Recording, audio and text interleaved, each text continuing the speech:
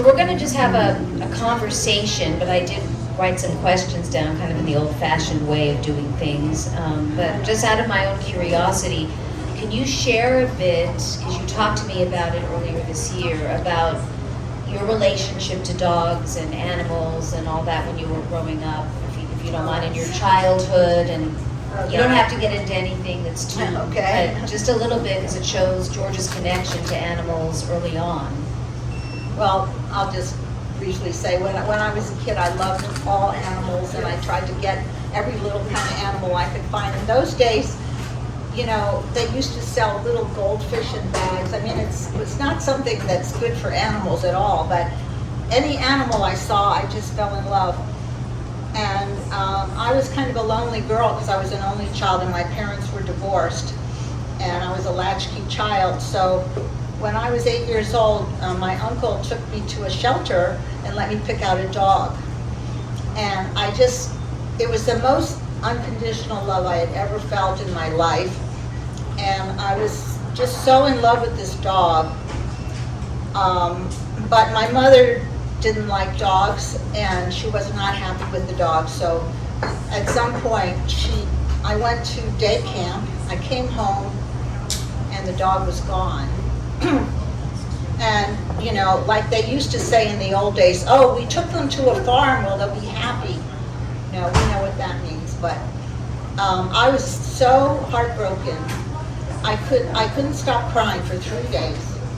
And I started hating my mother, which was terrible, but I realized that I had to live with my mother, and so I totally suppressed all those feelings, so I could just keep going and go back to school, because otherwise I was just a basket case. And so that's what I did, and then I just never even looked at another dog for about 30 years. And then one day, when I was, that was in the East Coast, we were in California walking on the beach with my husband, Gerald, I don't know, he's here somewhere, back there. And I saw this little dog, and it was like, oh my, look at that dog. Isn't he smart? Isn't he cute? And I just got pulled in, and the more time I just kept researching. I had to have a dog, had to have a dog. I knew that a dog was going to open my heart back up, because something in my heart had closed down. And so we lived in a wonderful rent-control apartment right on the beach. They wouldn't allow me to have a dog. So I decided eventually to get one anyway and hide it on the way in and out. But then we moved. But that dog was the gateway for me to open up my heart and make me remember how much I loved animals. And I shortly thereafter got in with a group of animal advocates. We were working to free Billy from the LA Zoo. And that's when I started learning about elephants. I know, can you believe it, after all this time? So I became more and more involved with elephants. When I learned, I had no idea how intelligent they are, how much they've helped create the earth the way it is. They used to live all over the earth, and how smart they are. Their brain is bigger than, a baby elephant's brain is bigger than a whole human baby. And I was fortunate to meet Joyce Poole, who was an animal researcher in Kenya, and I ended up going there, and I ended up becoming a journalist then, and writing about elephants mostly, and going to Kenya on trips and meeting other conservationists, and that's how I built up a lot of information and knowledge, and got to know a lot of elephants and people who helped them. And so it just led to this day today, which is writing about animals, dogs, and elephants that are just, I think, the best.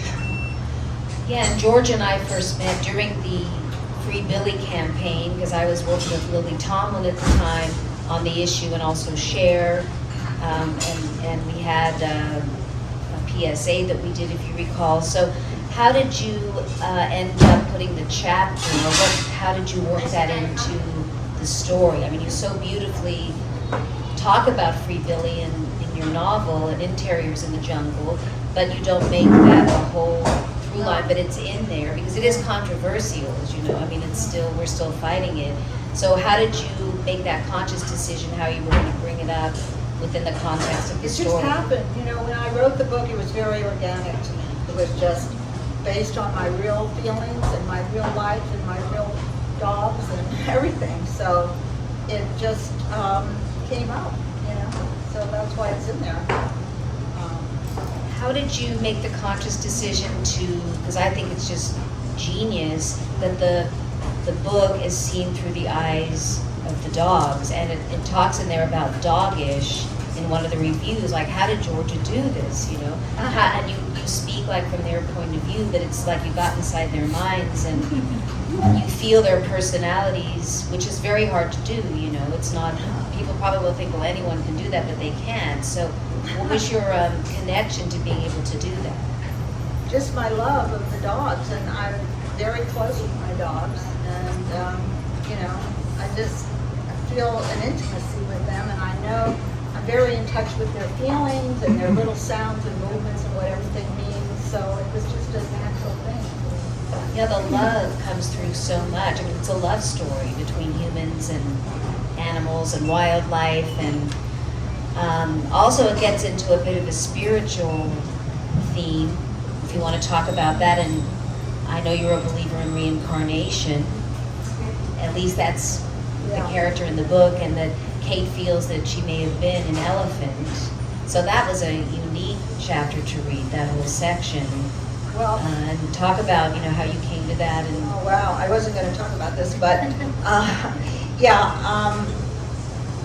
a long time ago, I mean, this was before I ever went to Africa, before I had a dog as an adult, before I was involved with elephants as an adult. I went to a hypnotist, and it wasn't about animals, it was about boyfriends or something, I don't remember, but he put me into a trance, and he said, well, we're gonna, because I had an issue like with men or something, and he's gonna say, we're gonna just find out when this started. So I'm gonna have you be really relaxed, and you're gonna go back in time, and when I'm gonna count down, and then when I get to the age that you were when you started having this problem, your little pinky will come up. This is true. So we did that, and we went down through my ages, and nothing happened. I was relaxed. 10, 9, 8, 7, 6, 5, 4, 3, 2, 1. Then he said 0, and my pinky jumped up by itself, and I had the most vivid experience that I was in Africa. And this is long before I thought about Africa at all. And my mother was being killed by an elephant hunter, and I was young, and I was running through the jungle, and I was saved by a herd of elephants. And I mean, this was like really out of nowhere. This was before I thought about elephants or anything, and but it was so vivid. I could see them right in the room, and I was screaming and crying. It was a pretty strong experience. So anyway, that stayed with me. And then later, when I started going to Africa, I remembered it, and I started looking around, and I found a place that I think could have been that place that I was visualizing back then, but I don't know for sure. I was going to ask you if you recognized anything or felt akin to any of the locations. I did, yeah. But it took a few trips, because we went all over Kenya, different places, and then when we got to this Saba West, that looked like just a lot like my visions, so who knows. Do you miss it at all? I'm sure you have. Sure. So are you planning to go back, maybe with the Well, book? yeah, I want to go back and get the school going and organize it, because I had a great deal of luck with the girls I worked with. Some of them went to college. I paid for some of them to go. Now they're teachers, and I feel a great love. I miss the elephants when I'm not there for a long time. But yeah, at some point, definitely, for sure. Maybe I'll even lead little groups there. We could do little safaris, or I'll have maybe, I don't know how it's going to work out, but maybe at some point, people who are interested in the school project, we can come, and that would be part of the safari, is, you know, getting to see the school and where it is and how it's working and all that. So you never know what's in the future. We just one step at a time, you know. Well, I'm dedicated to make sure that Terriers in the Jungle sees a much wider audience, that it reaches a wider audience, which it will, and you could have a book signing there and a fundraiser, you know, for the school with the teachers. The problem is that, not there, in Africa, they can't get the book. It's not available. Is there a way of changing that? I don't know. I mean, I've had a friend who went there as a tourist. She brought some books for me, and I was able to give them to the artists. The book is illustrated by some Kenyan artists. Yeah, I was going to ask you about that. And she gave Talk the about books to those the artists. Yeah, they're amazing illustrations when you see it. And can you talk about, did you work with them on, or they just took photographs? No, actually, a lot of them were based on I took tons of photographs there, and some of the pictures are based on my photographs, and some are based on their art, you know, but they all fit in with the story. Yeah, it's great. I just love it so much. Thank you. And they have a copy though, right? Now they do, Yeah. but they just got the That's copy about it a few weeks Oh ago. my goodness. Well, we're also lucky that George is here today to share all of this. And do we have time for questions from the audience? Anyone? Oh, right there. Yeah. Not so much a question, but I'm really taken with how empathic and compassionate you are and imaginative, and that you hold your antenna out and you're attuned to all these things, and not just animals, but these young girls. And then how you put together a book and ideas to do even more. I mean, to fundraise and channel a lot of your caring concern towards these causes. Oh, thank you very much. Very unique. I hope you'll join us. And I hope the book's going around, and people can sign it, and we'll get in touch with people when we have an event, you know. When I saw the elephant in the zoo, you know, tied down, and it could just pace back and forth in one spot. And then I went to San Diego and I saw the polar bear just pacing. Yes. It's very hot outside. Yeah.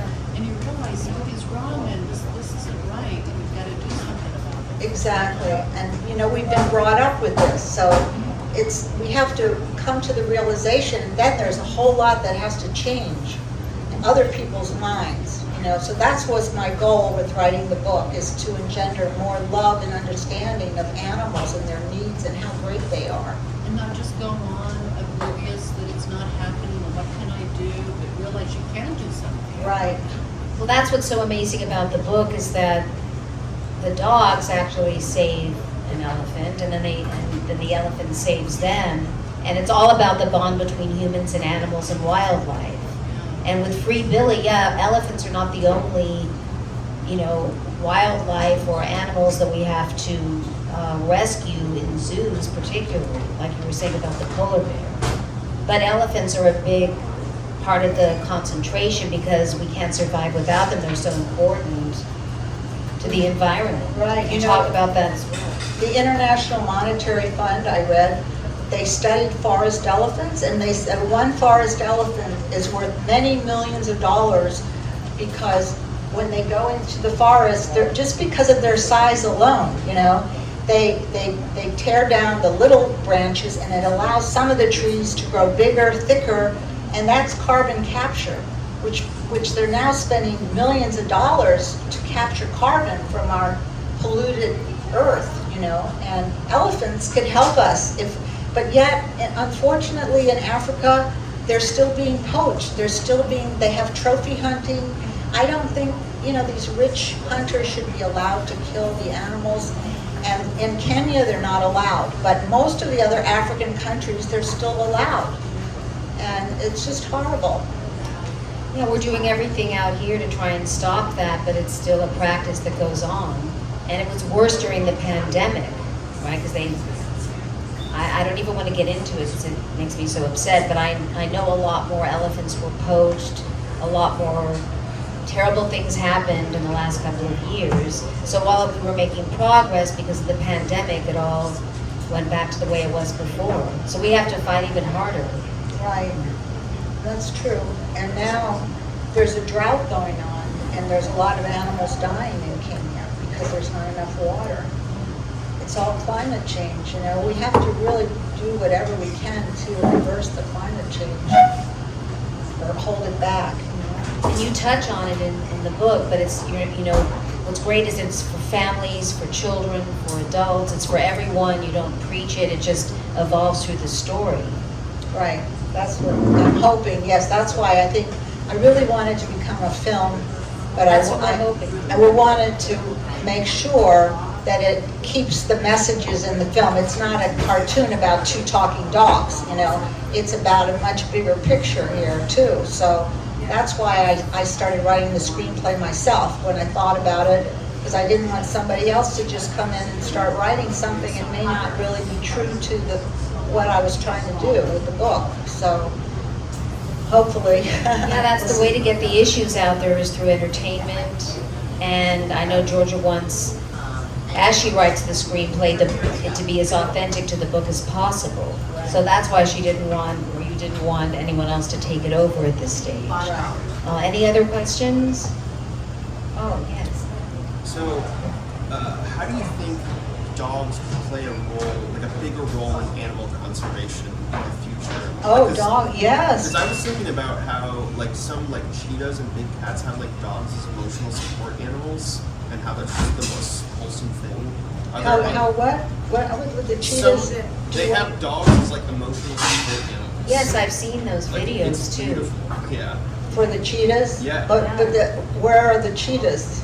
Like, they are raised together in the desert. But why are they being raised? The cheetahs should be in the wild, you know?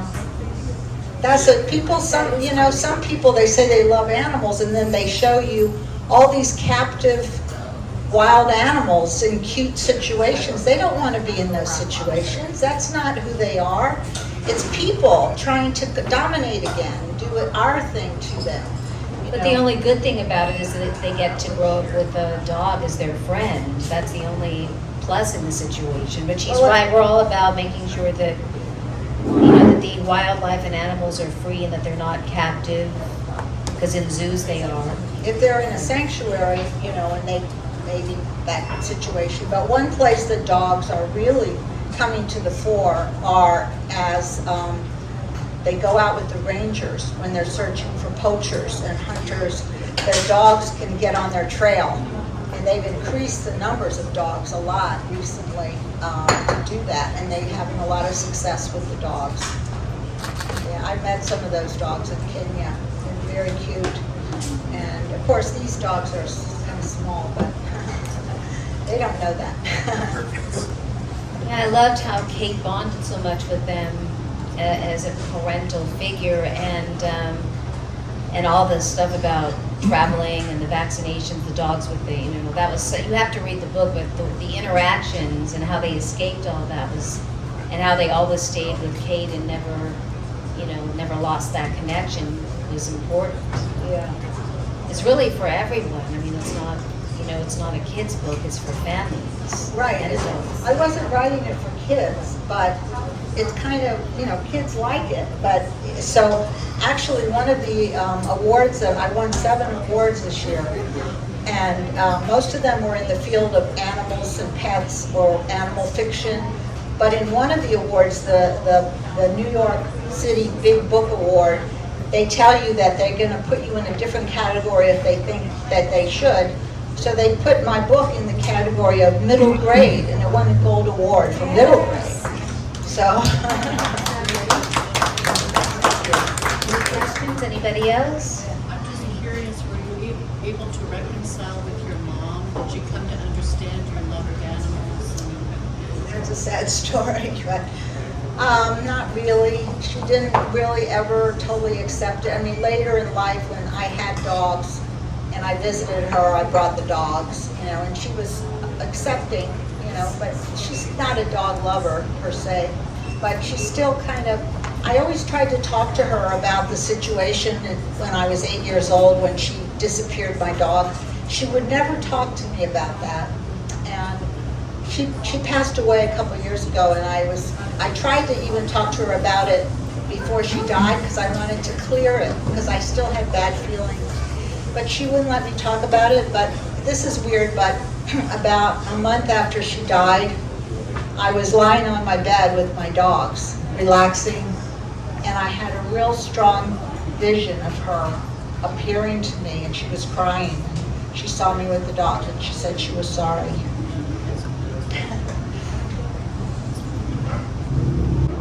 Anybody else? getting ready to So sign I'll be happy soon. to sign books if you get a book, and the dogs sign too. They have little stamps. So